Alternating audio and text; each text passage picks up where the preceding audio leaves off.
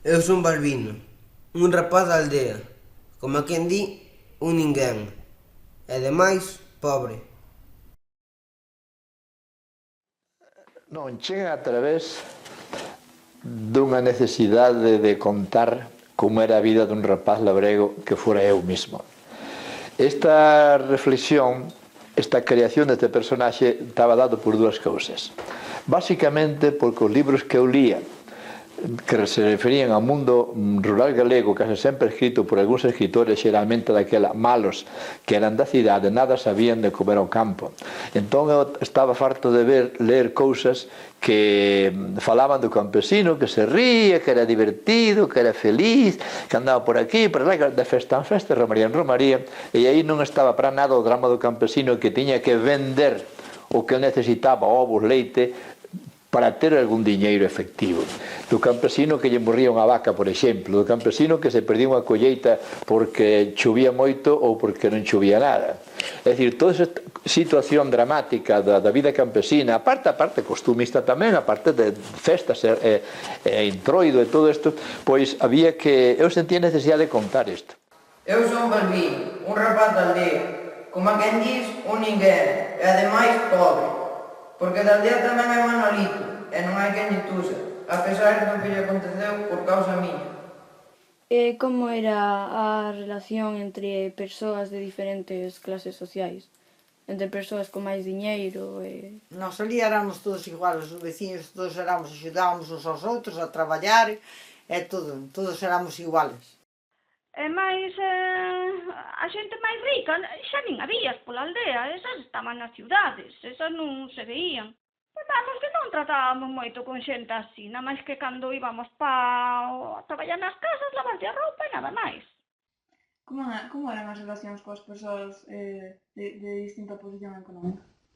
Bueno, normalmente as xentes de menos posición, pois, coiríanse un pouquiño cas persoas que tiñan así outra exposición máis alta, non? Pero, bueno, non había tampouco gran diferencia no caso noso, na nosa aldea, vamos. Como eran as relacións entre as persoas de distinta posición económica, é dicir, entre ricos e pobres? Pois era fastidiada, porque os pobres tiñen que ir traballar ao rico. E dabanlle parte do que recollían na colleita. Dabanlle de comer na máis. Os ricos, porque os pobres non tiñan terras para traballar. E dabanlle os ricos prestabanlle as terras para traballar. E despois tiñan que dar a mitad da cosecha. Que cosechaban ou de trigo, ou de millo, ou de fabas, tiñan que dar a mitad da cosecha. Aos ricos. Os que lle prestaban as terras. Sabes? No brao ando descalzo, o pó quente dos camiños fai malancar. Magoan as areas e nunca falta algunha brocha para espetárseme nos pés. Érgome con noite peche, ás 2 ou 3 da mañá, para ir jogando, restrebar ou xuntar mondos. Cando amanece xa me doi o lombo e as pernas. Pero o día comeza, sede, sol, buxardos. No inverno, frío. Ganas de estar arreo ao pé do lume. Miños apeados. Faladurías de neves e lobos. Os brazos son como espeiteiras para encolgar farrapos. Murdas, frías, dedos intentos. Que saben destos nenos da vida? Ti traballabas as terras cos teus pais? Pois sí, antes de ir para a escuela, levantábanos e tiñamos que ir diante de, por exemplo, no mes de maio, antes de ir para a escuela, tiñamos que ir andar diante do gando a labrar as orejas. E ás 8:30 ou 9:15 deixábamos marchar para a escuela. Porque había que traballar, ir cas vacas, ir ao xornal, para ganar uns cartos. Non había que vivir. Antes non se podía estar na escola todo o tempo. Os pais mandaban traballar os fillos, ir ás leiras a plantar patacas, millo, as vacas, e coller leña para vendela, landras para os porcos. E iban moelo trigo a sagade, o lombo, e despois traelo para a casa, facer gabias para plantar cepas e esas cousas, e facer parras, limpar as presas, regalos as malas, e apañar toxos nas tuxeiras, e poñían bo sol cando tiña frío, porque o lume non había, que había que hasta comprar a leña, que non te deixaban ir ao monte a cortar un pau. Como era a vestimenta que tiñades? Pois tiñamos unha falda, tiñamos unha camisa, abrigos, abrigo para o inverno, os toques de madeira, non se tiña moita roupa, e xerseis de las para inverno, non se tiña moita roupa. Abuelo, ti de pequeno ibas ao colégio? Home, e iba descalzo. Como vestía? Vestía pantalón corto e unha camisa. E no inverno? E no inverno un pantalóncinho corto tamén, e uns calcetines máis altos, con socos de madeira, e forrados con chatolas e con lata. Metíalle a lata tamén na punta para que non rompera máis embaixo do piso para que non gastara. E despois xa veo outro modelo que se forraban con goma por baixo, para que non fixeran ruído. Como era a túa vestimenta? O qué? Como vestías ti normalmente? Vestía mal.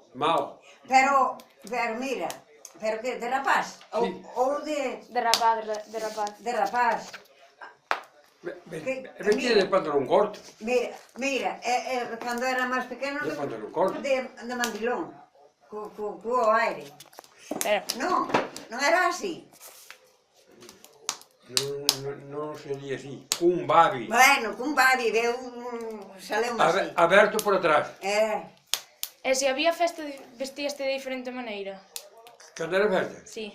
Algo mellor, pero pouco mellor. Sí, pouco mellor. Pouco mellor era, porque cando se estrenaban uns zapatos, era o día dun... Ai, que regalía, estrenabas o mellor o día de Ramos, o día das velas, que era cando... jardabas aqueles zapatos, que alegría, me cago no dedo, porque andabas de zocos.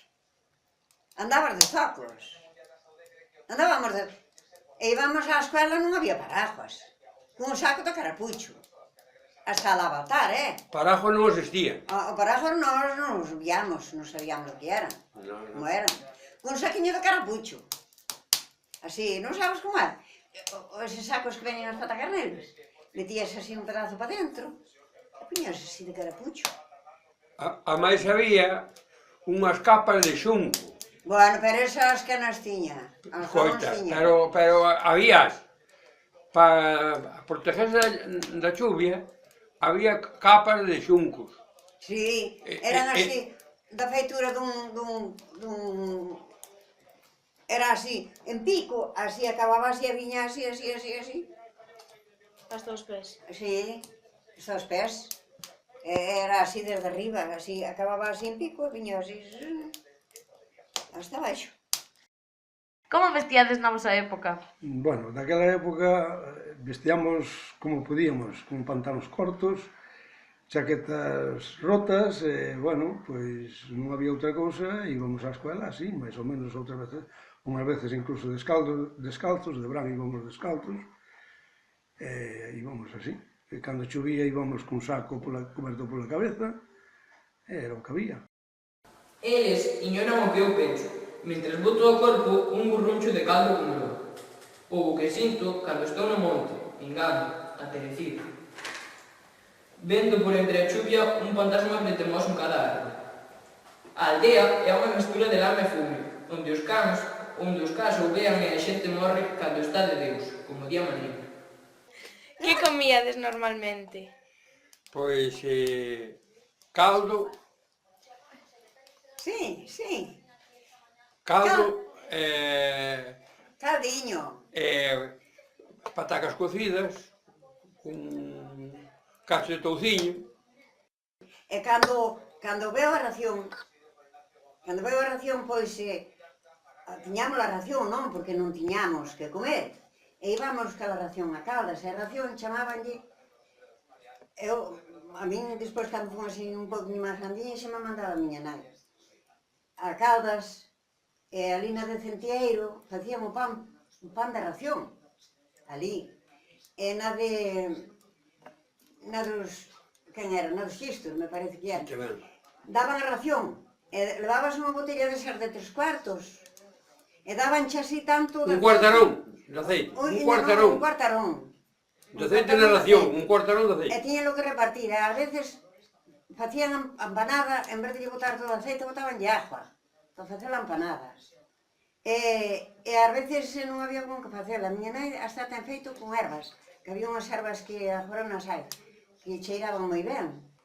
E non había tal bocadillos, como agora. Non, despois... De bocadillo nada. Nós despois... Un cacho de pan de millo. Sí.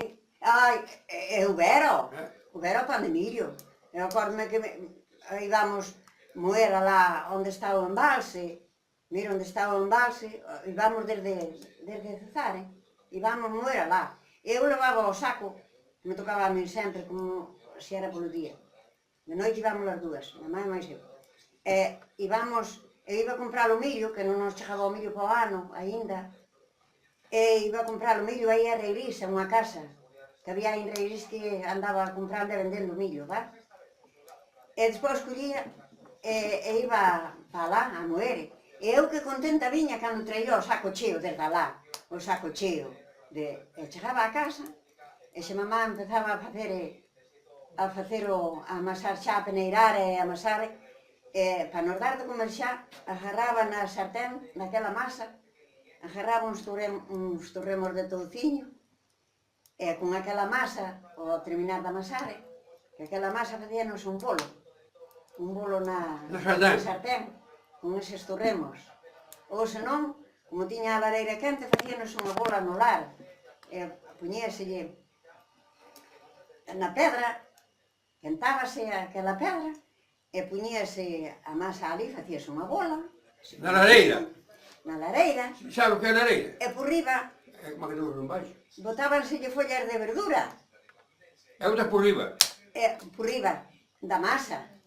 E despois, por encima, botábase as ascuas, a brasa. Para que non queimara. Para que non queimara.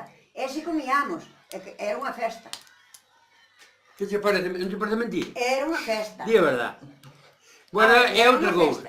Vender os ovos, vender os polos, vender as aliñas que comíamos. Caldo e broa, caldo e broa. É que comía habitualmente na casa. Que comíamos? Sí. O que nos daban nossas nais, un día caldo, outro día carolos fervidos, con nata. E así. Que adoitabades comer? Íbamos a comer, comíamos aí veces pescado, outras veces comíamos polo, con patatas, outras veces comíamos aí carne, con fideos ou con pasta. E cantas comidas facíades ao día?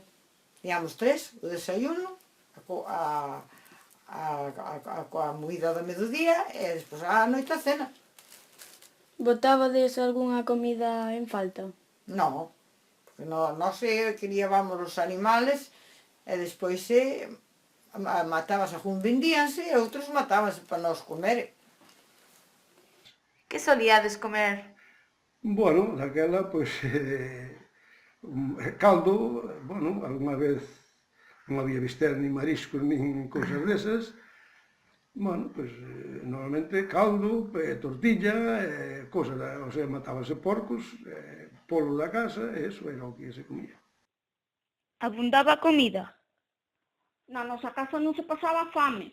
Non tiñamos animales, tiñamos porcos, viñan as peixeiras de Vilaxoán, cas cestas na cabeza e traíanos os croques e os peixes e levaban fariña, porque nós tiñamos millo e centeo. Moíase, cambiábamos unhas cousas por outras. A fame na nosa casa non se pasaba, pero había xente que pasou moitísima fame, tiña moitos fillos, non tiñan que darlles de comer. Tamén había quen vendía todo e non lle deixaba aos fillos, non lle daba nada, sabes? Por eso tiñamos, os que tiñamos terras, tiñamos comida, senón Os que non tiñan a cartilla da ración, tiñan que collían o pan para a semana con ela, o que lle daban. Os rapaces somos tristes, enredamos, corremos tras os foguetes e aterrimos, pero somos tristes. Temos a pobreza e os trafegos da terra, aniñados nos ollos. Xogábades? Pois claro, xogábamos cas veciñas, andábamos pola aldea, gustábanos moito escoitar a radio, e despois estábamos cantando polas fincas todo o día. Cantábamos todo o día, mentres estábamos las leiras, pois había outras que estaban por outro lado cantando. Cando era carnavales, disfrazábamos con sacos, co que podíamos. Non tiñamos xoguetes como ahora. Gustábanos sentarnos na plaza da aldea, os vellos contaban súas historias, os mozos por outro lado, os rapaces por outro. Así pasábamos os domingos. Os domingos non se traballaba, por cerca. Pola mañá íbase á misa. E cando era verán, tiñamos os días moi longos, estábamos por aí hasta as tantas. Nas navidades, cantábamos villancicos polas casas, íbamos á misa do galo, era de noite, íbamos cun farol polo camiño adiante e iba toda a xente. Antes iban os vellos, os mozos. Eran xogadas. A pincha, a mariquita, a ruega-ruega, as casiñas. E xogábamos á china, a xogar, romper un plato que tuvera flores, para xogar á china. Á china? Sí. Xogábamos á paturra, xogábamos á corda, xogábamos a moitas cousas. Antes non había xoguetes, os xoguetes que había facíámoslo nós. Facíanse. Os carros, non había bicicletas, facíanse bicicletas de madeira. As muñecas facíamolos con carozos, muñecas, con carozos e trapos. Sí. Eu quixera andar mundo, ir por mares e terras que non conozo. Nacín e criei-me na aldea, pero agora sinto pequeno e estreito, como se vivise nun cortizo. E entón amejei por mirar o mundo, por saber o que era, que moitos viñan calá, que se facía sexta, e non se facía así, non era así. Alá é como aquí. Pois sí, naquela época marchou moita xente para as Américas, sobre todo para Argentina, para Uruguai, embarcaban no embarcadoiro de Vila García, marchaban algúns escondidos en barriles, tamén marchaban para Venezuela. Algunha fíxose rica alá e volvía, pero outras nunca máis se supo. Que me podes contar da emigración? Bueno, pois debido a esta pobreza que había naqueles tempos, moita xente se plantexou o ter que marchar para mellorar a vida das familias. Entonces, pois, moitas familias marchaba un membro, sobre todo para as Américas, marchábase para lá, e logo, unha vez que se establecía ali, mandaba buscar ao resto da súa familia. Tiñamos a sorte de que os galegos eran moi apreciados alá, porque eran xente moi sufrida e moi traballadora, que só iban para traballar e a forrar para a súa familia. E, bueno, naqueles tempos marchaba moita xente. Algúns, pois, poderon acadar algunha fortuna e outros, pois, non. Pero, polo menos, intentaron. A viaxe era penosísima, porque non é como agora que se vai nun avión e nunhas horas estás alá. A travesía era moi longa nun barco de cabotaxe e botábase, penso que uns 15 días polo menos. Claro, tamén o tempo non vías máis que auga e ceo. E bueno, era o que había. Tamén era moi curioso porque o que se levaba máis que maletas, bueno, para lá podías levar algunha maleta, que eran de cartón, por certo. Pero para aquí xa viñas cuns baúles enormes, moi grandes, moi típicos da emigración, onde traías todo tipo de enseres.